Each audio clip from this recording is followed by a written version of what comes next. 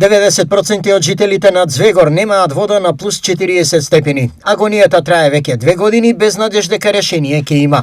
Селото брои околу 800 жители, од прилика сега не знам точно, али 90% од селаните немаат вода, поготово во летниот период.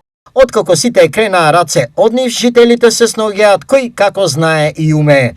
Секој различно се снаоѓа со вода, некои со трактори носат вода во буриња, во цистерни. Иронијата во случајот е во тоа што селото до пред 2 години имаше одличен селски водовод, кој општината побрза да го неспособи, витувајќи им на жителите нов и систем со подобро водоснабдување. Го растурија стариот водовод, бидејќи поголем дел од селото и порано немаше вода и сакаа да направат целото село да има вода, меѓутоа направија катастрофални грешки и сега нема цело село вода. Тие одбегнуваат, тие како ѓавол од крст бегаат, тие значи од градот, од градоначалник преку таа брегалница што треба да стопанисува со тој водовод. Звегор е речиси споен со Делчево и просто е неверојатно како може оваа населба да остане без вода, а при тоа никој да нема одговорност. Главниот проблем најверојатно е изведувачот. Фирмата веќе